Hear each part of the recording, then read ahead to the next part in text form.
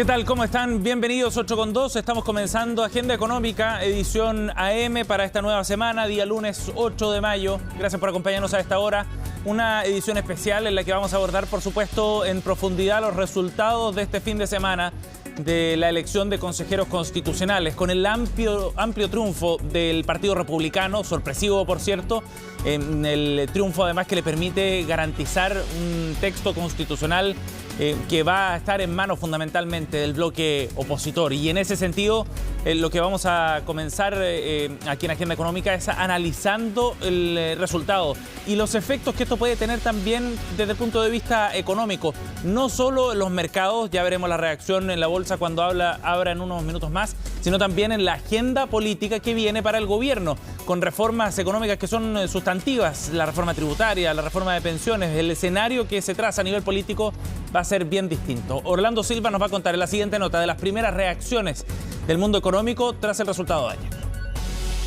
Definido ya quiénes serán los encargados de presentar nuevamente una propuesta de constitución a los chilenos, comenzaron también los llamados de los distintos sectores a los consejeros constitucionales para generar un proceso que, a diferencia del primero, sí logre un consenso ciudadano. Uno de estos fue el mundo económico, uno de los más críticos en la anterior propuesta. Es que se da por descontado que la redacción de una nueva constitución traerá efectos en la economía del país en un año que además se prevé complejo, pero que al menos esta vez el sector mira con más optimismo. Es una nueva oportunidad donde yo diría desde el punto de vista económico es muy importante que se complete de la manera más exitosa posible. Dado que el proceso constitucional de todos modos ha generado incertidumbre. Es natural que así sea. Por supuesto está el tema de la autonomía del Banco Central, derecho de propiedad, probablemente haya algunas normas relacionadas con ciertas industrias, la minería, por ejemplo, está el tema de los derechos de agua. Es que gran parte de la atención estará puesta justamente en esos temas, los que levantaron alertas durante el proceso constituyente anterior, pero a diferencia de la atención que marcó ese proceso para el mundo empresarial, este nuevo ciclo también parece generar mayor tranquilidad en el sector privado. Este domingo se dio un nuevo paso para lograr finalmente una constitución que nos representa y sea la casa de todos. Un nuevo paso que es también una segunda oportunidad que debemos aprovechar. Y esto significa que los consejeros electos tienen que ser los primeros en promover con sus acciones la tolerancia, el diálogo y la elaboración de una propuesta constitucional que privilegie el bien común. Llamamos a los consejeros elegidos a trabajar con la rigurosidad y responsabilidad que el país merece. Debemos llegar a tener una Carta Magna con instituciones sólidas, que consagre derechos sociales modernos e inclusivos, reconozca la diversidad del país y entregue herramientas para un Chile seguro, realzando el compromiso con un Chile sostenible y emprendedor. En el proceso constituyente anterior que fracasó, las MIPYMES no fuimos escuchadas y tampoco lo estamos siendo ahora. Necesitamos en el Chile de hoy una constitución que garantice un crecimiento económico. Las MIPYMES somos las que podemos sembrar la semilla económica de la paz y el progreso.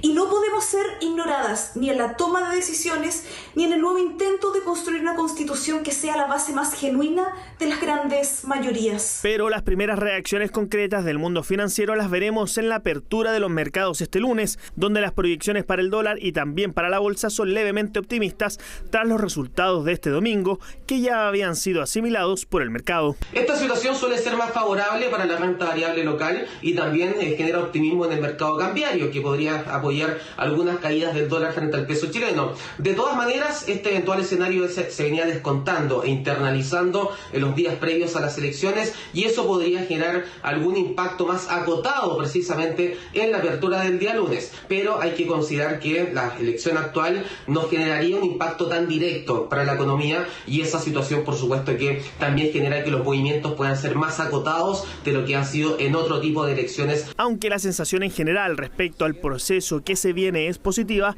aún existe inquietud ante la posibilidad de que la nueva propuesta de constitución no logre una adhesión mayoritaria de la ciudadanía que haga fracasar este proceso y alargue aún más la incertidumbre que arrastra el país.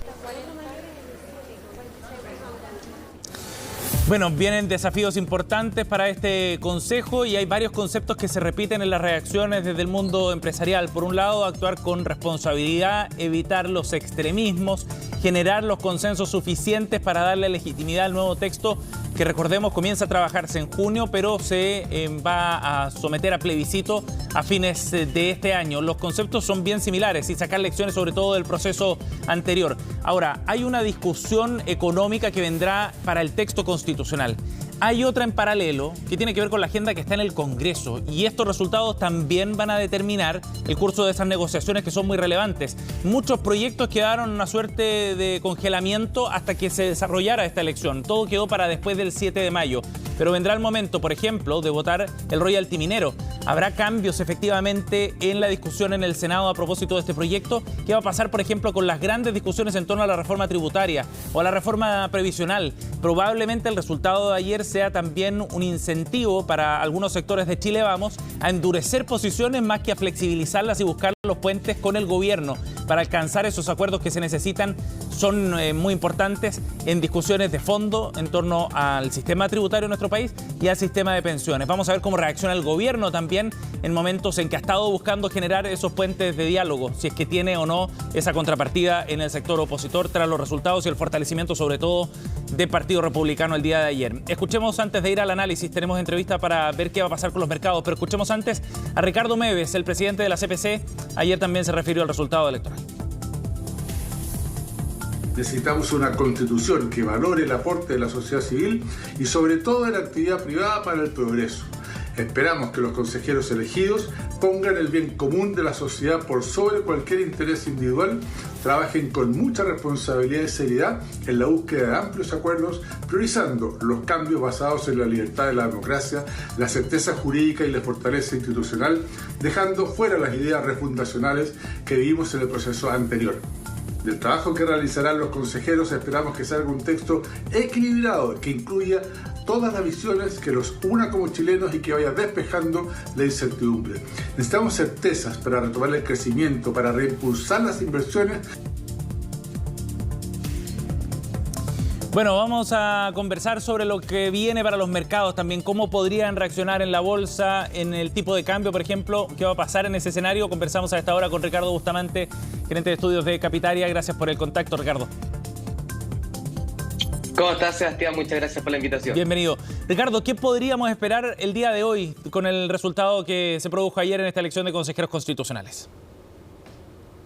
En los primeros movimientos que estamos viendo, sobre todo para el tipo de cambio, que tiene una apertura más anticipada que la Bolsa Nacional, ya se está viendo una caída por debajo de los 790 pesos, lo que claramente apunta a lo que es menor pesimismo con respecto a lo que se está viviendo lo que se debería vivir precisamente con la nueva Constitución. Y estos movimientos se dan en líneas a lo que hemos conocido principalmente con las últimas elecciones y con un voto de castigo en contra de la administración actual, donde vimos, por ejemplo, cuando se aprobó una nueva, que se generara una nueva constitución ya hace bastantes meses atrás, se vio una situación para los inversionistas de mayor temor por la incertidumbre que esta generaba. Y hoy en día se está generando el caso contrario, en que ya se podría tener, pensando en los inversionistas siempre, y en la parte que, hablando siempre con la objetividad y apuntando a lo económico, deberían ver un panorama que va a ser más favorable, más positivo, y eso está generando este optimismo de la apreciación del peso chileno, que genera el debilitamiento del dólar, y que también presumiblemente vamos a ver una bolsa subiendo durante la jornada de hoy. Ricardo, y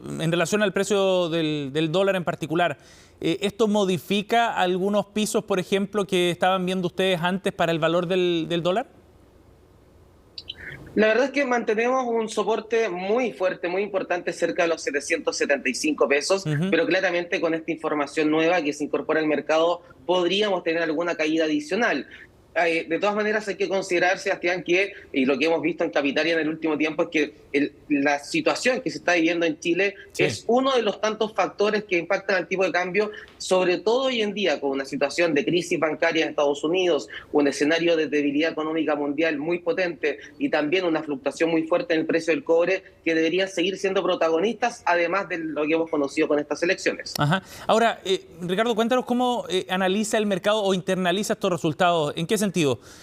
Lo que valora el mercado cuando tiene esto en mano es el sentido político de quién ha triunfado, del Partido Republicano y su visión más pro mercado, por ejemplo, que claramente está exacerbada respecto a otros sectores políticos, o más bien valora la posibilidad de que se genere un proceso que sea exitoso al final y que se termine este ciclo de incertidumbre como mencionabas tú. ¿Cuál de las dos cosas son las que pesa más en el análisis y la respuesta que tenga el mercado hoy día? Es una tremenda pregunta, Sebastián. El primer punto es extremadamente importante porque ya que se genera una confianza en términos económicos de haber una liberación económica mayor, en que puedan ingresar inversionistas desde el exterior, en que no haya una salida de capitales importantes a nivel general, todo eso apoya precisamente que se vaya generando un escenario que sea, en términos de proyecciones, mucho más favorable, por primera parte. Lo segundo, por supuesto, que también incrementa este entusiasmo, este optimismo, en que lleguemos pronto a una Carta Magna y que efectivamente se pueda votar de forma favorable, dependiendo, por supuesto, de todo lo que pase en este proceso. Pero estas dos situaciones deberían tener un peso bastante similar, pero siempre la parte económica es muy importante para los inversionistas porque ven dónde hacer sus colocaciones de dinero. Sí, y mientras más certidumbre exista en una economía, va a haber mayor facilidad que ingresen nuevos inversionistas. Sí, y probablemente la forma en la que queda conformado el Consejo va a consolidar esa certeza desde el punto de vista de los inversionistas, ¿no? En términos, por ejemplo, de los temas que se van a discutir. Es difícil que con esta conformación surja alguna propuesta expropiatoria, por ejemplo, para la industria minera, como se planteó en la convención anterior. Efectivamente, y por eso que el cambio tan radical de las votaciones, de la votación anterior en comparación a la actual, se generan estos movimientos que tienen esta misma connotación. La vez anterior vimos un fuerte impulso del dólar por una depreciación del peso chileno, salida de flujos de capital en el país, y hoy en día se está viendo un escenario contrario, en que probablemente podrían volver algunos capitales o se van a retener capitales, va a ingresar inversión, y eso genera un optimismo mayor de cara a los inversionistas. Por supuesto que, como en todo orden de cosas... Sí, cuéntame, Sebastián. Sí, Ricardo, te quería preguntar en particular por la bolsa. ¿Vamos a ver algo parecido entonces también? Efectivamente, deberíamos ver una apertura alcista en la bolsa hoy en día en Chile, donde es muy probable que tengamos una jornada positiva, considerando efectivamente que este ingreso de capital el mercado lo empieza a internalizar y se generan las primeras compras de forma más especulativa, pensando en que los valores nacionales deberían tener un valor mayor, pensando en las próximas semanas, meses, años, situación que obviamente aprovechan para generar compras que apoya estos incrementos precisamente en la renta variable nacional. Claro, que estaba barata la bolsa chilena. Y eso se puede reflejar, además también es posible hacer esa interpretación durante el día en qué sectores son los que van subiendo más, porque también había aspectos regulatorios de la discusión política constitucional antes que habían impactado a algunos sectores muy específicos.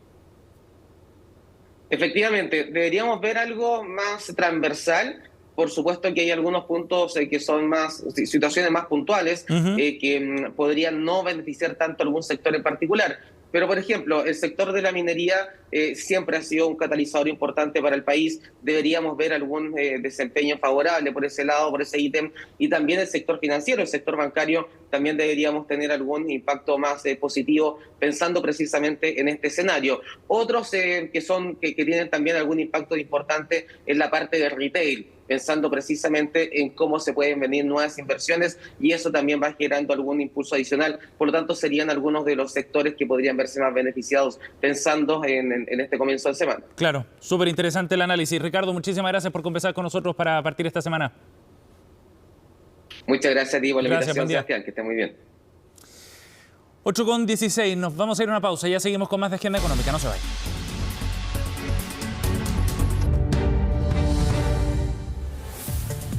Estamos de vuelta y con información de último minuto. El INE acaba de publicar el IPC del mes de abril, el dato de inflación, y con buenas noticias afortunadamente. La inflación en el mes de abril registró una variación mensual de 0,3%.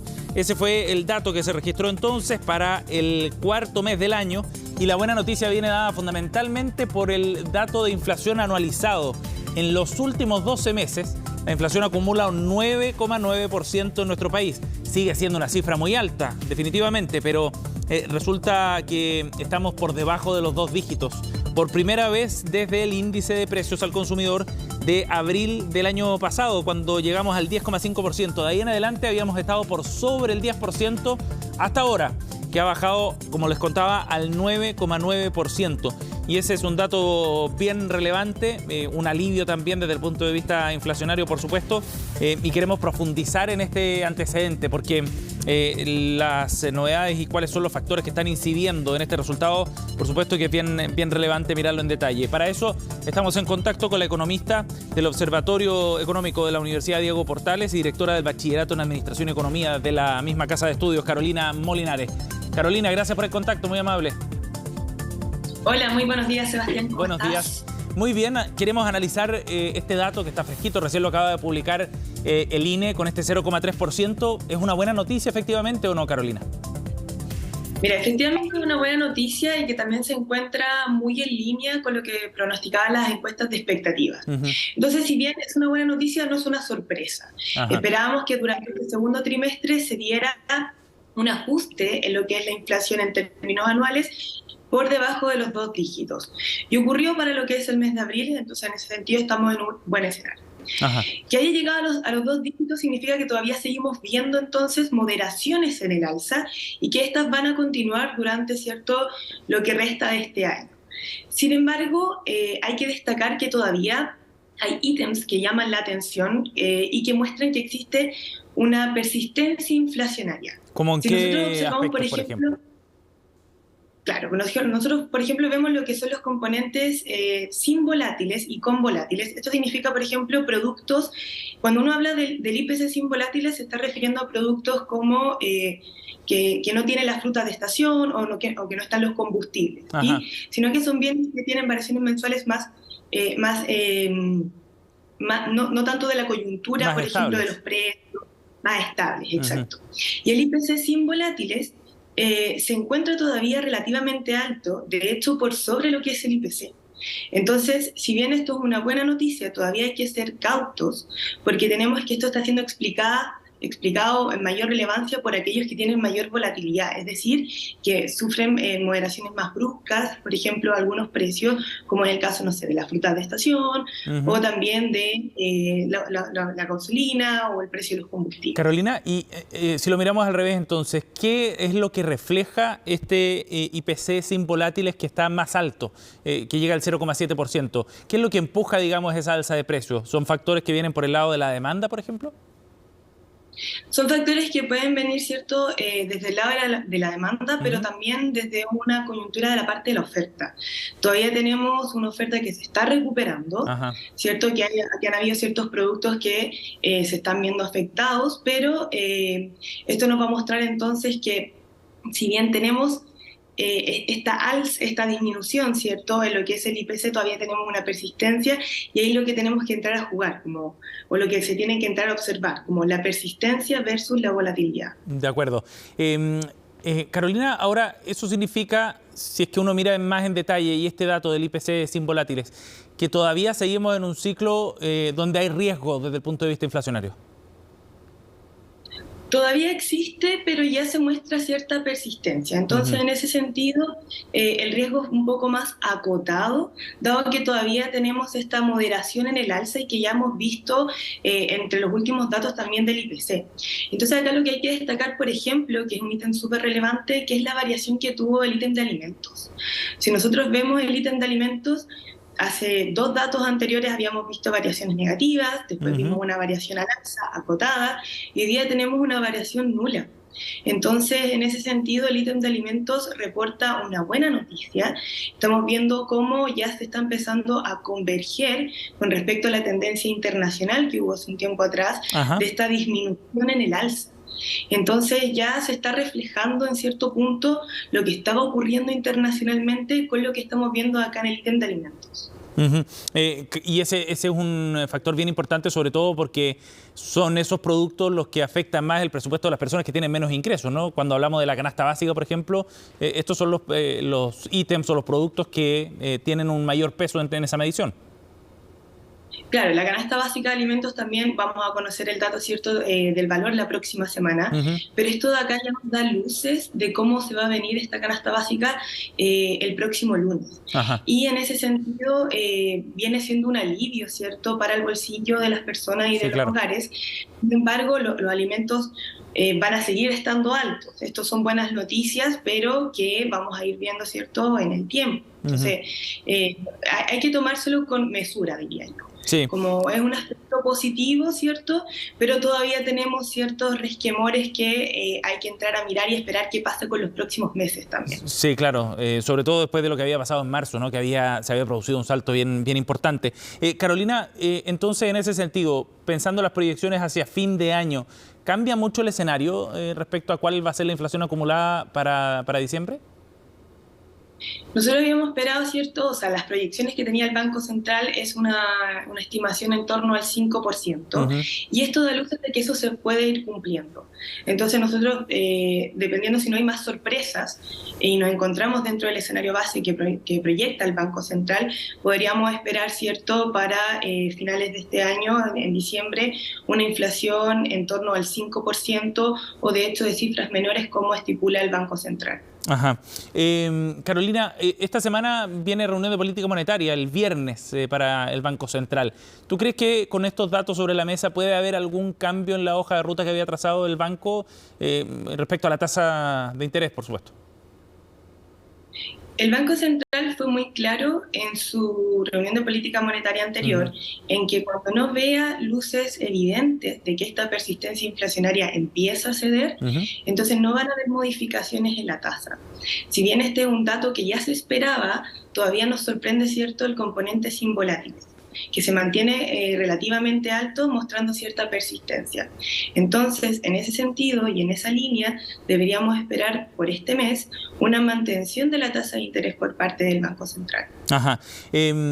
Porque no hay señales claras de esa persistencia a la baja, en definitiva. Pero un dato que también ayuda a la causa y que esto puede hacer que se adelante tal vez un poco, no para esta reunión de política monetaria, pero sí ya pensando en el segundo semestre, tenemos las expectativas de inflación ajustadas en un 3% para 2 años y ya lleva dos meses consecutivos bajo esta estructura. Entonces, pronosticamos una inflación hacia 2 años en adelante en un 3%. Significa que esto ya está mostrando un cierto ajuste en lo que es en las expectativas de inflación y esperamos ya que en 2 años más estemos también en la meta del Banco Central.